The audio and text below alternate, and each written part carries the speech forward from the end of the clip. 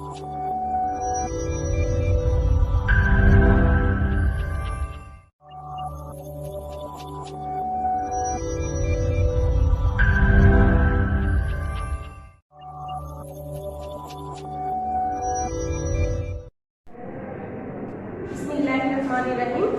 শিক্ষার্থীরা, আসসালামু আলাইকুম।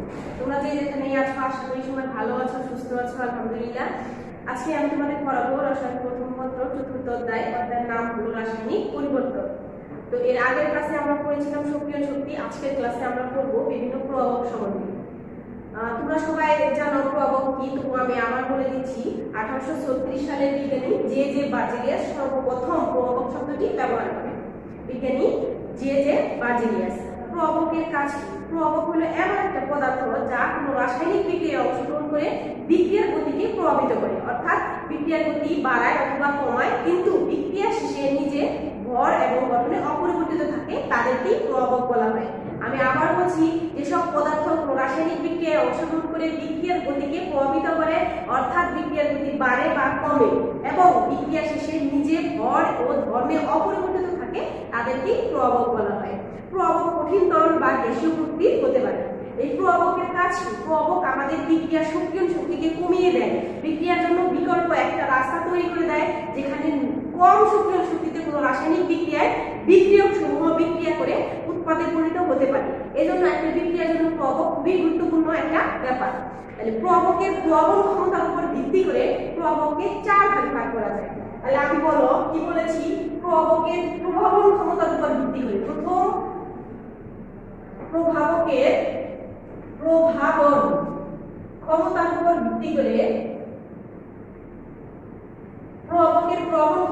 ভিত্তি করে আমার এই প্রভাবককে 4 ভাগে ভাগ করা যায়। তাহলে এক ভাগকে কি দেখো? ধনাত্মক প্রভাবক। 2 হলো ঋণাত্মক প্রভাবক। 3 অটো প্রভাবক। 4 হলো আদিষ্ট প্রভাবক। আমি একটা একটা করে ব্যাখ্যা দিচ্ছি। ধনাত্মক প্রভাবক, যেমন ধরো আমি বলতেছি ধনাত্মক প্রভাবক জিনিসটা কি? তাহলে দেখো, যে প্রভাবকের উপস্থিতিতে কোনো রাসায়নিক বিক্রিয়ার স্বাভাবিক গতি বৃদ্ধি পায়, তার মানে এই প্রভাবকগুলো কোনো রাসায়নিক বিক্রিয়া উপস্থিত থাকলে ওই বিক্রিয়ার গতিকে কি করে দেয়? বৃদ্ধি করে দেয়, এবং একেই বলা হয় ধনাত্মক প্রভাবক। এবং এই যে আমাদের প্রক্রিয়াটা, এর নাম হলো ধনাত্মক প্রভাবক। তাহলে যে প্রভাবকের উপস্থিতিতে কোনো রাসায়নিক বিক্রিয়ার স্বাভাবিক গতি বৃদ্ধি পায় তাকে ধনাত্মক প্রভাবক বলে, এবং এই প্রক্রিয়াটাকে বলা হয় ধনাত্মক প্রভাবক। যেমন ধরো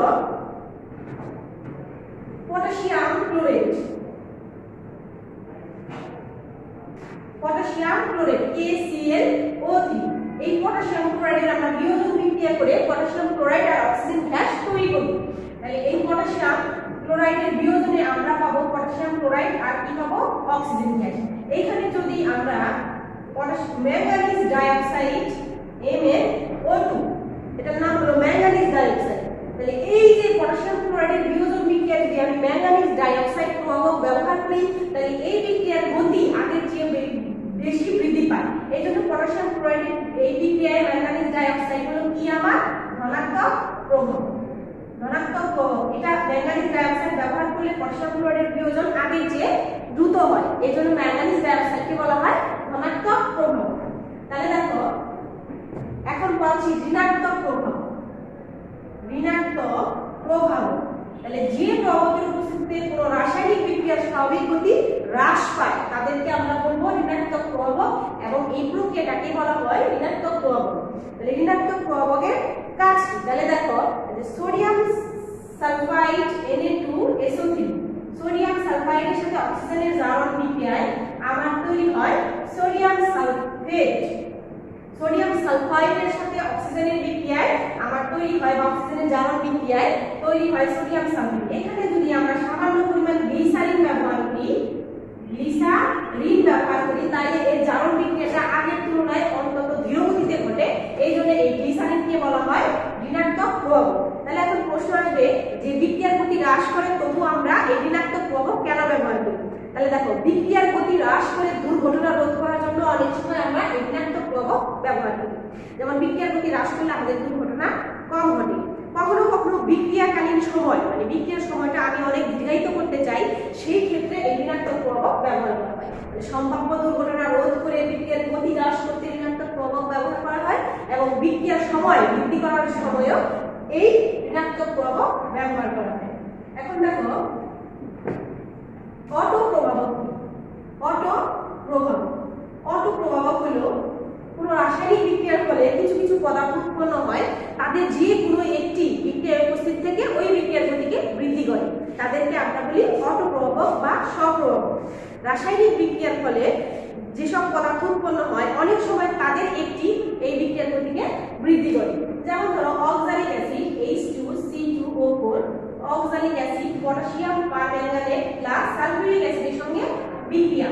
তাহলে দেখো আমরা এই বিক্রিয়ায় জানি কি তৈরি হয়, যে কয়টা ধনাত্মক আয়ন সেই কয়টা লবণ তৈরি হয়। Manganese sulphate potassium sulphate plus manganese sulphate plus carbon dioxide আর পানি তৈরি হয়। তো সমতা করানোর সময় বিক্রিয়াটা করেছিলাম আমরা। তাহলে এখানে যে আমার ম্যাঙ্গানিজ আয়ন তৈরি হলো, কারণ এখানে ম্যাঙ্গানিজের জ্বালানি কত 2+। এই ম্যাঙ্গানিজ আয়ন এই বিক্রিয়ার ফলে তৈরি হয় ম্যাঙ্গানিজ আয়ন। এই ম্যাঙ্গানিজ আয়নটা তৈরি হওয়ার পর এই বিক্রিয়ার গতি কি বৃদ্ধি পায়। এই জন্য এই ম্যাঙ্গানিজ আয়নকে বলা হয় অটো প্রভাবক বা স্বপ্রভাবক। এখন দেখো আবিষ্ট প্রভাবক কি? একজনের আবেশে অন্য বিক্রিয়ক প্রভাবিত হলে তাকেই আমরা বলি আবিষ্ট প্রভাবক। আবিষ্ট প্রভাবক একটি বিক্রিয়কের প্রভাবে যখন অন্য একটি বিক্রিয়কের ক্রিয়া প্রভাবিত হয় তখন তাকেই বলা হয় আবিষ্ট প্রভাবক। তাহলে একটি বিক্রিয়ক যখন অপর বিক্রিয়কের ক্রিয়াকে প্রভাবিত করবে তখন আমরা তাকে বলবো আবিষ্ট প্রভাবক। যেমন ধরো সোডিয়াম সালফাইড Na2SO3, সোডিয়াম সালফাইডের সাথে অক্সিজেনের জারণ বিক্রিয়ায় তৈরি হয় সোডিয়াম সালফেট। এখন Na3AsO3 এটার নাম হলো সোডিয়াম আর্সেনাইড। এই সোডিয়াম আর্সেনাইডের সাথে যদি অক্সিজেনের জারণ বিক্রিয়া ঘটে কোনো বিক্রিয়া হয় না, কারণ সোডিয়াম আর্সেনাইডের জারণ বিক্রিয়া হয় না। এখন যদি এই সোডিয়াম সালফাইড আর এই সোডিয়াম আর্সেনাইড তুমি একত্রে বিক্রিয়া করো, একত্রে নিয়ে এই জারণ বিক্রিয়া ঘটাও, তাহলে তুমি খেয়াল করবে এই সোডিয়াম সালফাইড সোডিয়াম সালফেট এবং সোডিয়াম আর্সেনাইড সোডিয়াম আর্সেনেটে পরিণত হয় Na3AsO4। তাহলে দেখো এখানে কিন্তু আমার সোডিয়াম আর্সেনাইডের জারণ বিক্রিয়াটা ঘটে না। যখন তুমি একে সোডিয়াম সালফাইডের সংস্পর্শে নিয়ে আসছো তখন কি সোডিয়াম সালফাইডেরও জারণ বিক্রিয়া এবং সোডিয়াম আর্সেনাইডেরও জারণ বিক্রিয়া সংঘটিত হয়েছে। তাহলে এখানে এই সোডিয়াম সালফেটকে বলা হয় আবিষ্ট প্রভাবক, কারণ ওর আবেশে আবেশিত হয়ে ওর কি হয় জারণ বিক্রিয়া সংঘটিত হয়, একেই বলা হয় আবিষ্ট প্রভাবক। এই হলো প্রভাবকের প্রবণ ক্ষমতার উপর ভিত্তি করে প্রভাবকের শ্রেণীবিন্যাস। এখন দেখো বিক্রিয়ক এবং উৎপাদের ভৌত অবস্থার উপর ভিত্তি করে প্রভাবককে আবার দুই ভাগে ভাগ করা যায়। এক হলো সমসত্ব প্রভাবক, আর একটা হলো অসমসত্ব প্রভাবক। তাহলে বিক্রিয়ক এবং উৎপাদের ভৌত অবস্থার উপর ভিত্তি করে প্রভাবক দুই প্রকার, এক হলো সমসত্ব প্রভাবক আর একটা হলো অসমসত্ব প্রভাবক। তাহলে সমসত্ব প্রভাবক কি? যখন প্রভাবক এবং বিক্রিয়ক সমূহ একই দশায় বা ভৌত অবস্থা তাদের একই থাকে তখন তাকে সমসত্ব প্রভাবক বলা হয়। তাহলে বলতে পারি যে বিক্রিয়ায় প্রভাবক এবং বিক্রিয়ক পদার্থ সমূহ একই দশায় অবস্থান করে তাদেরকে সমসত্ব প্রভাবক বলা হয়। যেমন ধরো সালফার ডাই অক্সাইডের সাথে অক্সিজেনের বিক্রিয়ায় নাইট্রিক অক্সাইডের উপস্থিতিতে কি সংঘটিত হয়? সালফেট আয়ন তৈরি হয়, সালফার ডাই অক্সাইড। তাহলে দেখো এখানে সালফার ডাই অক্সাইডও গ্যাসীয় অবস্থায়, অক্সিজেনও গ্যাসীয় অবস্থায়, প্রভাবক নাইট্রিক অক্সাইড এটাও গ্যাসীয় অবস্থায় এবং যে সালফার ডাই অক্সাইড তৈরি হয়েছে সেটাও গ্যাসীয় অবস্থায়। তাহলে দেখো এখানে আমার এটার প্রভাবক হলো নাইট্রিক অক্সাইড এবং এগুলো হলো বিক্রিয়ক, এরাও গ্যাসীয় একই দশায় অবস্থান করতেছে, এইজন্য এই প্রভাবককে বলা হয় সমসত্ব প্রভাবক। এখন পড়া আছে দেখো অসমসত্ব প্রভাবক। যখন বিক্রিয়ক এবং প্রভাবক সমূহ ভিন্ন ভিন্ন দশায় অবস্থান করে তখন তাদেরকে বলি অসমসত্ব প্রভাবক। যেমন এই সালফার ডাই অক্সাইডের সাথে অক্সিজেন অক্সিজেনের জারণ বিক্রিয়ায় আমি তৈরি করি সালফার ট্রাইঅক্সাইড। এখানে যদি প্লাটিনাম কেমন পদার্থ? কঠিন, সলিড, কঠিন। তাহলে দেখো এই সালফার ডাইঅক্সাইডের জারণ বিক্রিয়ায় এই যে সালফার ট্রাইঅক্সাইড তৈরি করলাম, এখানে আমার প্রবক সমূহ আছে কঠিন অবস্থায়, অক্সিজেন আছে গ্যাসীয় অবস্থায়, এই বিক্রিয়ক সমূহ আছে গ্যাসীয় অবস্থায় এবং উৎপাদক আছে গ্যাসীয় অবস্থায়। আর দেখো প্রবক এবং বিক্রিয়ক পদার্থ সমূহ ভিন্ন ভিন্ন দশা বা ভিন্ন ভিন্ন অবস্থায় অবস্থান করছে বলে এই প্রবণকে বলা হয় অসংসক্ত প্রবক। এই প্রবণকে বলা হয় অসংসক্ত প্রবক। এই হলো ভৌত অবস্থার উপর ভিত্তি করে প্রবকের শ্রেণীবিন্যাস। এখন দেখো প্রবকের কার্যকারিতার উপর ভিত্তি করে আবার প্রবক দুই প্রকার। এক হলো প্রবক সহায়ক, প্রভাবক সহায়ক, আরেকটা হলো প্রভাবক বিষ। প্রবক সহায়ক আরেকটা হলো কি? প্রবক বিষ। প্রবকের কার্যকারিতার উপর ভিত্তি করে প্রবক দুই প্রকার, এক হলো প্রবক সহায়ক আর একটা হলো প্রবক বিষ। তাহলে যে পদার্থ নিজে প্রবক হিসেবে অংশগ্রহণ করতে পারে না কিন্তু পুরো রাসায়নিক বিক্রিয়ায় উপস্থিত থেকে প্রবকের প্রবল ক্ষমতাকে বৃদ্ধি করে তাদের বলা হয় এই প্রবক সহায়ক। তাহলে আমি বলতেছি যে যে সমস্ত পদার্থ পুরো রাসায়নিক বিক্রিয়ায় প্রবক হিসেবে কাজ করতে পারে না কিন্তু পুরো বিক্রিয়ায় উপস্থিত থেকে ওই প্রবকের প্রবল ক্ষমতাকে বৃদ্ধি করে তাদের বলা হয় প্রবক সহায়ক। তোমরা হেবার বস পদ্ধতিতে অ্যামোনিয়া শিল্প উৎপাদন দেখেছ, সেখানে হেবার বস পদ্ধতিতে অ্যামোনিয়া শিল্প উৎপাদনে আমার কি তৈরি হয়? Ammonia gas. অ্যামোনিয়া গ্যাস এই বিক্রিয়ায় আয়রন হলো প্রবক। এই বিক্রিয়ায় প্রবক হিসেবে ব্যবহার করা হয় আয়রন, যা ধনাত্মক প্রবক হিসেবে কাজ করে। এখানে আয়রনের সাথে আমরা ব্যবহার করি মলিবডেনাম। এই মলিবডেনামকে বলা হয় প্রভাবক সহায়ক। এই মলিবডেনামের উপস্থিতিতে এই আয়রনের প্রবক ক্ষমতা কি হয়? বৃদ্ধি পায়। নিজে প্রবক না কিন্তু এই প্রবকের প্রবক ক্ষমতাকে বৃদ্ধি করে এই মলিবডেনাম।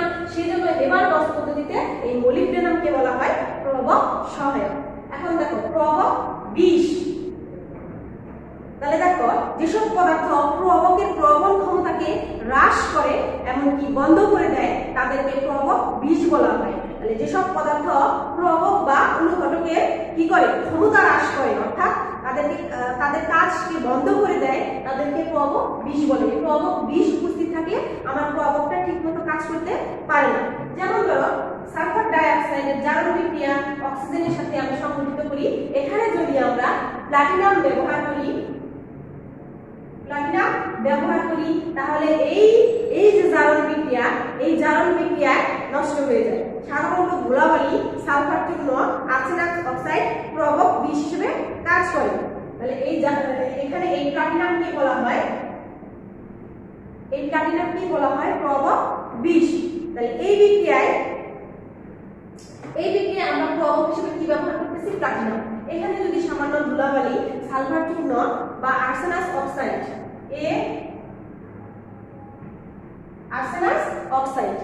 AS2O3 এই আর্সেনাস অক্সাইড এইটাই হলো প্রবক বিষ। তাহলে দেখো সালফার ডাইঅক্সাইডের অক্সিজেনের জারণ ক্রিয়ায় প্রবক হিসেবে কি ব্যবহার করা হয়? প্লাটিনাম ব্যবহার করলে জারণ ক্রিয়া অনেক তাড়াতাড়ি হবে। এখানে যদি সামান্য আর্সেনাস অক্সাইড ব্যবহার করা হয় তাহলে দেখা যায় যে এই যে আমার প্লাটিনামের কার্যক্ষমতা কমে যাবে। এই জন্য এই আর্সেনাস অক্সাইডকে বলা হয় প্রবক বিষ। এই হলো প্রবক। এই প্রবকের উপস্থিতিতে বিক্রিয়া কৌশল কিভাবে নির্ধারণ হয় আমি তোমাদের দেখিয়েছিলাম এর আগে। এটা হলো কি? সক্রিয়ণ শক্তি। তাহলে যদি তুমি এখানে প্রবক ব্যবহার করো, প্রবক ব্যবহার করলে কি হয়? এই সক্রিয়ণ শক্তিটা কমে যায়। সক্রিয়ণ শক্তিটা কমে গেলে এই প্রবক বিক্রিয়ার জন্য বিকল্প একটা রাস্তা তৈরি করে। এই রাস্তায় কি হয়?